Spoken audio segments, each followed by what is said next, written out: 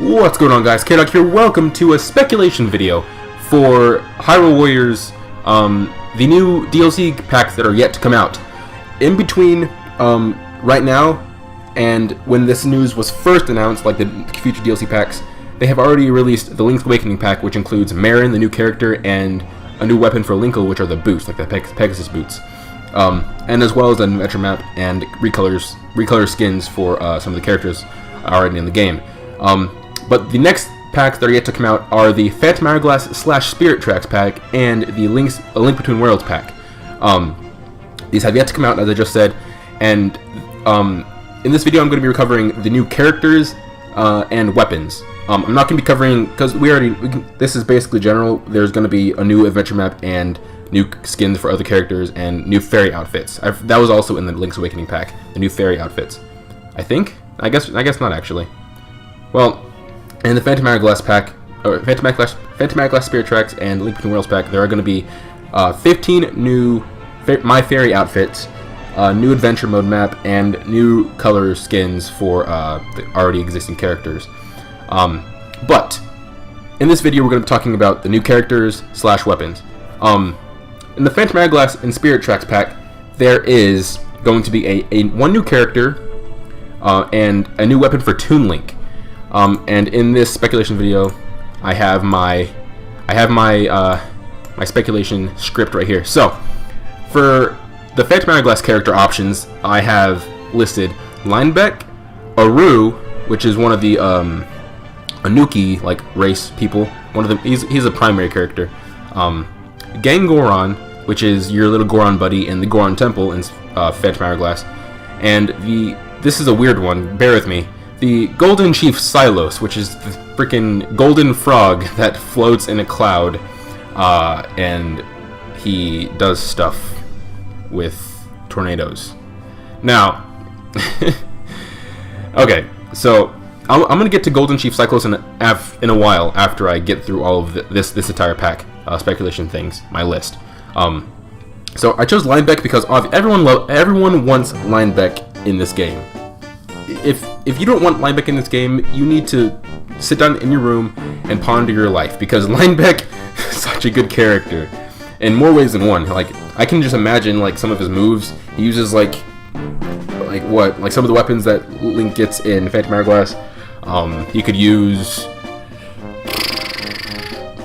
freaking just use his a treasure map. He can attack you with money. Yo, I'm surprised Tingle didn't use that money to his advantage. He just uses balloon, but Linebeck can legit attack you with money, like a treasure chest, throw it around, flail around, crap. Yo, that's actually a pretty good idea. Aru, who is an Anuki, and I'll put a picture of all the characters and everything I'm talking about on the screen, so you can see what I'm talking about. Aru is this little parka wearing fluffy dude with horns, antlers, and I really don't know why I chose Aru on this list. I honestly just picked characters that I kind of see.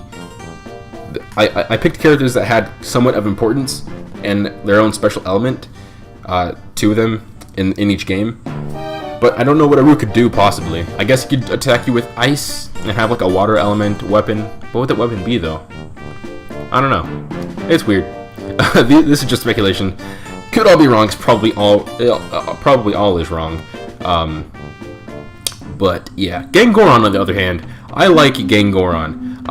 He's another Goron, but he's a Toon Goron, so it's even cooler. The dungeon item in the Goron Temple, which is where where Link and Gangoron team up and solve puzzles and stuff.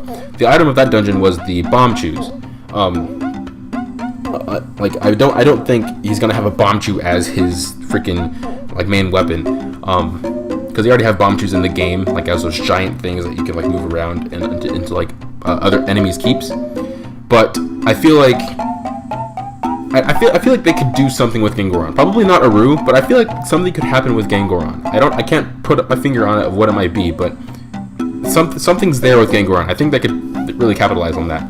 And the Golden Chief Silos.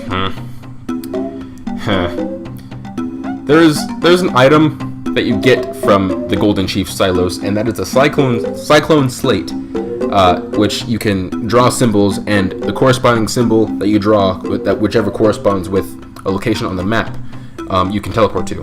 It's like fast travel, and it's a really cool system. I actually like how they implemented the DS touchscreen with it. You had to go around the world and interact with other golden frogs in the sea, and they would like show you this symbol that you had to draw down on your maps to keep track of it. And if you draw that symbol on the slate, it teleports you to that location, that specific location. And I think it's a really cool system. It's probably one of the best, like one of the most unique fast travel options in any Zelda game, really. But my speculation for the Golden Chief Silos, the big honcho of all the frogs, is that he can use the Cyclone Slate to like summon tornadoes and crap. They already kind of have that with Medley, as I've found out recently. If you guys should check out my Medley coverage video that I posted a while back. It's pretty good stuff. Anyways, shameless plug-in aside, they can attack you with tornadoes, or like hurricanes even, with like water and tornadoes and wind and crap. That'd be pretty cool. Honestly, I think that's really it though. I think Linebeck is a shoo-in. I think Linebeck is definitely a shoo-in. Oh my gosh. I really can't say anything else, really. Going on to the Spirit Tracks character options, I have Toon Zelda, of course, Burn, of course, Alfonso, and Maladis. Toon Zelda, do I even have to say anything? Let's see what she can do. First of all, they have an option of making her either her ghost form or her solid form, or like her human form. They could give her a tuned version of the light arrows. They could make her a ghost and give her the Phantom. They could give her some of like Link's weapons from throughout Spirit Tracks, like the Sand Rod. Yo, it's totally Team Zelda is possibly another shoo-in to make it in.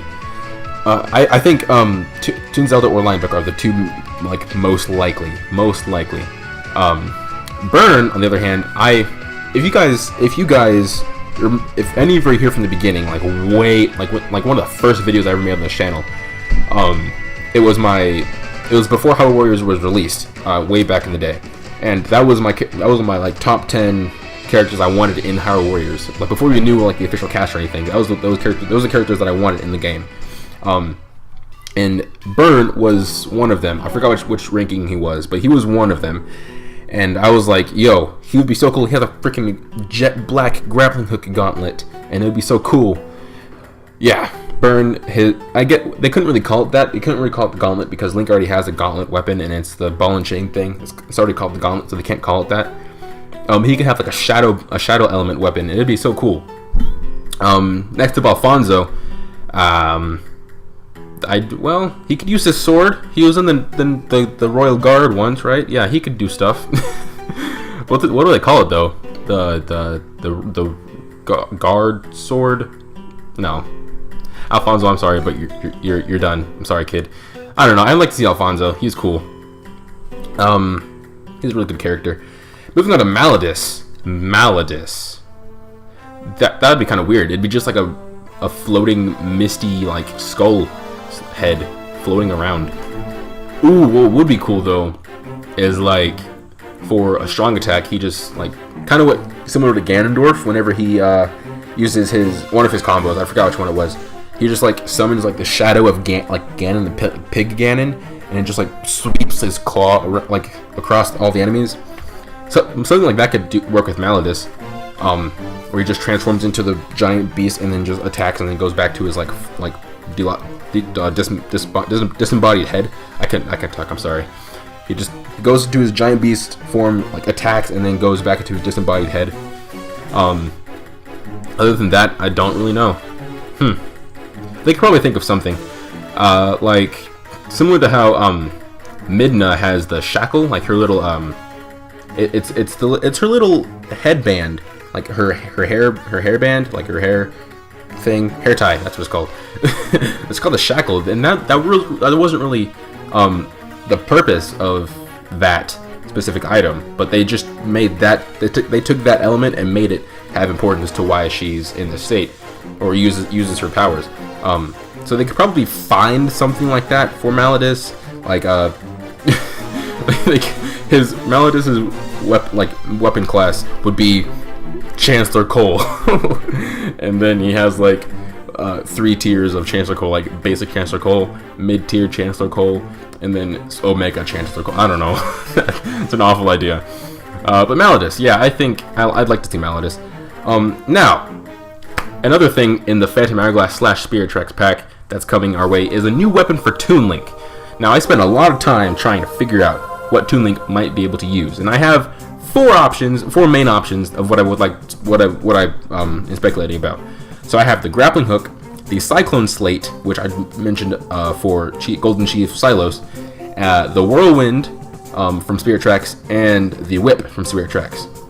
Out of all of these, well, the Whip and Grappling Hook are kind of the same, and out of all of these, I probably want to see either the Whip or Whirlwind the most.